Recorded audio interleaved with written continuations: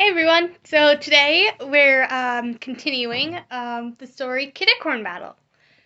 So we'll just begin with part 2. I didn't split them into chapters, which is probably a problem, but who cares? Okay, so it starts. So I'm just gonna start reading. Okay, Raven, Raven was told. We should really go check on the cats now. Sure, Raven told Kai,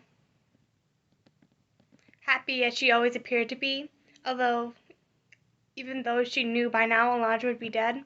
Yet she couldn't let Kai know that. Raven knew she couldn't interfere with the future. She saw she could alter the way the events played out. Raven tried to say, let's find those cats. Instead she said, Stak still, which is backwards for, let's go find those cats. Raven, Kai asked, are you alright? You only speak backwards when you're worried. And I don't even know how you speak backwards like that.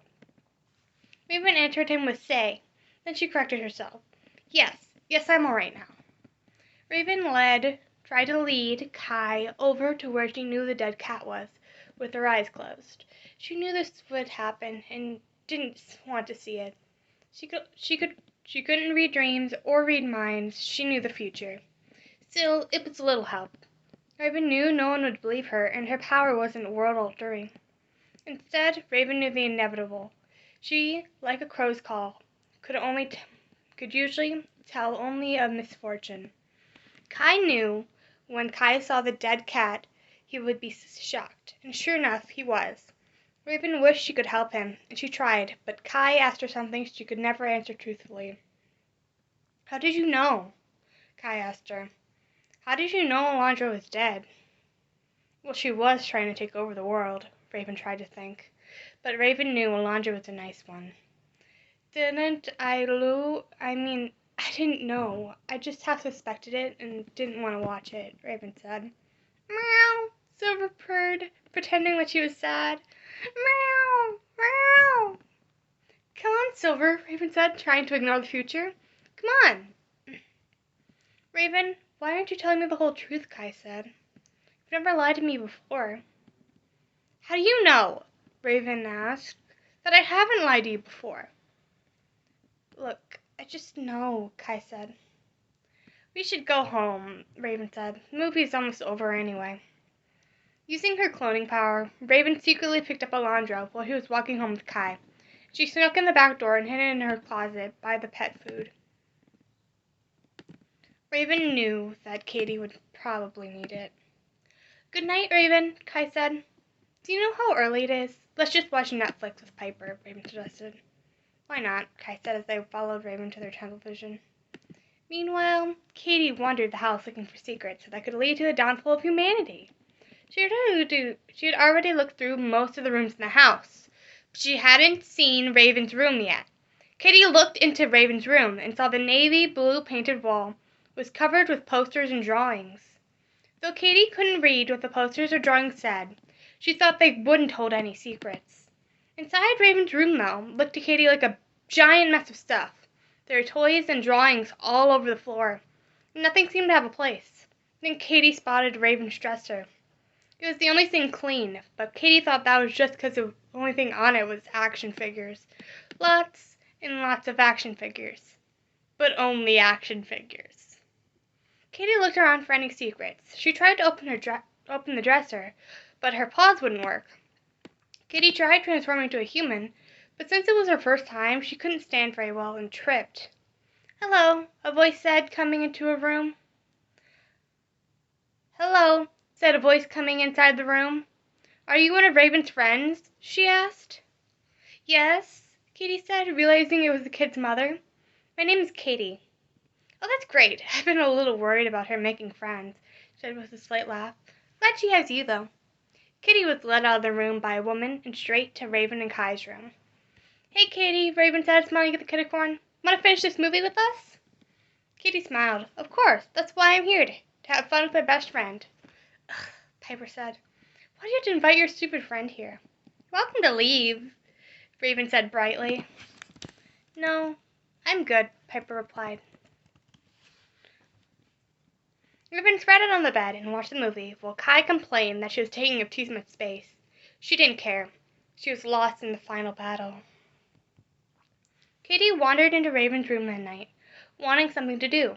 She'd never had so much time in her paws that night. Every night she had been forced to sleep. Now she could never sleep. Ever.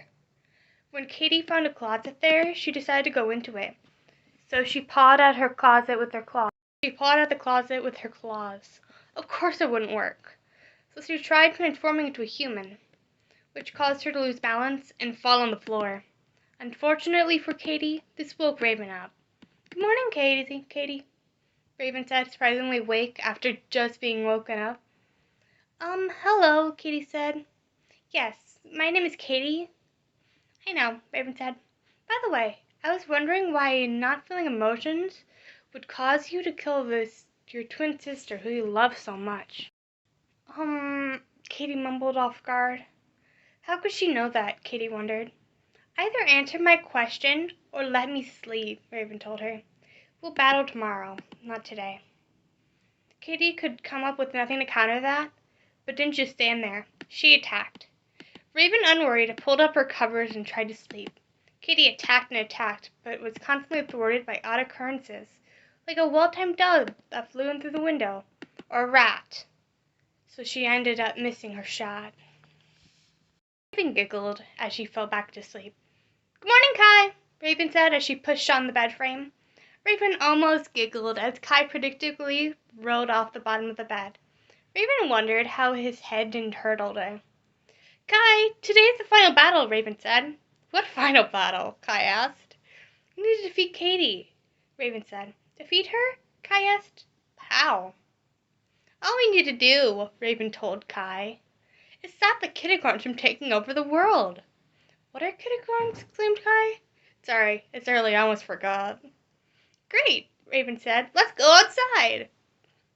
"Are you sure the final battle is actually a battle?" Kai asked. "Final battle. Not actually a battle." "Kai, you're a genius." "I'm very confused," Kai said. "Look, we just have to make Katie feel emotions again." "Raven, can you just explain to me what you mean by that?" Kai asked. "Later," Raven said. "Kai, trust me, all you need to know is this. Katie killed her sister because she didn't feel anything. So we need to help her feel." "I have so many questions. Can you at least explain everything later?" Kai asked. "Of course," Raven told him sincerely. Raven watched as Katie came over, transformed into her true form, a terrifying seal creature. Its sharp claws and long teeth were bared as she was ready to fight. Katie looked over at Raven and Kai as she prepared to attack. Yet before she could, Raven said, "Kate needs to be taught a lesson." "Don't call me Kate," Katie said, as she was starting to get upset. "Why must this girl call me Kate?" she wondered. "Alondra called me Kate." "Look, your name is Caitlin, right?" asked Raven. "So is his." Raven began to get upset. "Raven, why?" He whined, even though it was an inappropriate thing to do during what Raven called a battle. "Look," Raven said, "you both have the same name. Isn't that great?" At this, Kai and Katie both felt anger, although Katie's was deeper, stronger, and Raven needed to break it. Katie felt jealousy, an emotion she had never felt before. Sadness and guilt at Alondra's death, and of course, anger. Anger, the blinding rage she had before, but this was a new determination to accomplish something. Katie was going to murder Kai. This time, instead of suppressed, her emotions grew red hot, and she grew fiery. She grabbed her knife and ran at him quick and ready, so steady in the original form of a Kitticorn. She ran at him with her knife ready. Kai blocked, bounced, dodged, but he wouldn't hurt her. He knew he couldn't kill her, even though she was trying to rule, or even destroy the world. Katie realized if this kid wanted to kill her, he could. He was much better at fighting than she was. Katie stopped, and she dropped the knife. "No, what am I doing?" Katie said. "I can't hurt a child who can't be more than 10. And for what?" Kai sighed. "I may die today, but I can die with dignity. Or no dignity at all, if I think about it," she thought. She walked over to Caitlin. Kate, I want you to be my friend. I'm sorry it had to be like this. But you need to know something, both of you. None of this is your fault. It's King Trion's. How do you know? Kitty asked. Well, Raven said, I can see the future, and though I already know the answer. Kate, do you want to live with us? You'll have to hide as our cat so our mother doesn't find out. And if I do have to live as a cat forever? Of course, there's nothing for me out of that lot. Great. To save our world, we need to defeat King Tryon and his heirs, Marsh and Corinth. Defeat the king? Kai asked. What king? Do the Kitticorns have a king? Yes, Caitlin asked. You don't? And that is the ending of the part of the story that I wrote in 7th grade. I mean, I'm only in 10th grade now, but yeah, it was a while ago. But I did add to it. As of now, I've read through 18 of 36 pages. So I've read through half the book. I don't know how I wrote 18 pages when I found this literally last week, but I think that's impressive. Anyway, bye!